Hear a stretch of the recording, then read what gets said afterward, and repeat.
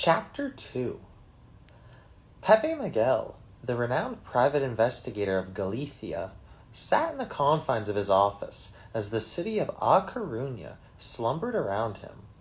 Shadows danced across the worn-out files and papers strewn haphazardly across his desk.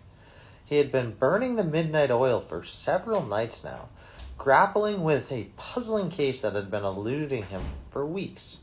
In a city where high-profile crimes were seldom heard of, this particular mystery had become a persistent itch for Pepe, as he was determined to unravel it. The uncracked cases gnawed at him, their unanswered questions keeping sleep at bay. He cast a glance toward the faded photograph perched on his bookshelf. A woman with twinkling eyes and a radiant smile stared back at him, and a pang of sorrow pierced his heart. Every day he thought about how much he missed her, his wife, and their unborn child, the family he could have had. Two large German shepherds, Sasha and Lola, lay sprawled across the office floor, their steady breathing the only sound breaking the silence. He had trained them himself after the tragic loss of his family, their constant companionship a source of comfort on his loneliest nights.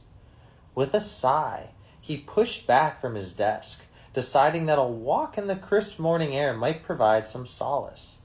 Rising from his seat, he grabbed his coat, and with a whistle, he roused Sasha and Lola from their slumber.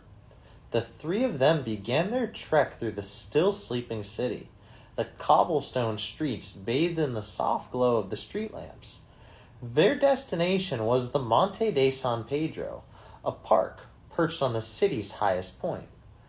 The journey was a familiar one, a path they had tread countless times before. As they walked, Pepe found himself lost in the memories of his wife. It was here, in this park, where they had spent countless mornings watching the sunrise over the Hercules Tower.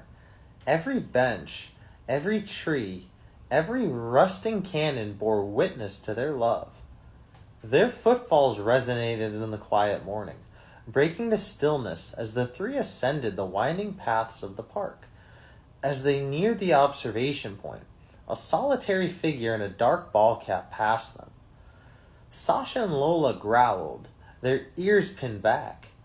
Distracted by the task of calming his agitated dogs, Pepe paid little mind to the man. Once at their spot near the cannons, he unclipped the dogs' leash, granting them freedom to roam. The dogs eagerly bounded away, their tails wagging excitedly. The sight of his loyal companions enjoying their playtime managed to bring a small smile to Pepe's weary face. For the better part of an hour, he sat on a bench, tossing a ball for his dogs and soaking in the view of the Hercules Tower against the dawn sky. The tranquility was a balm for his restless mind. The distant bustle of the waking city a muted soundtrack to his introspection. His peaceful musings, however, were shattered by a scream that pierced through the quiet of the morning. His heart pounded in his chest as he rose from his bench. Sasha and Lola, their play interrupted, looked toward him with startled eyes. The cry marked the discovery of a tragedy, a beacon in the tranquil dawn signaling the onset of a tumultuous period.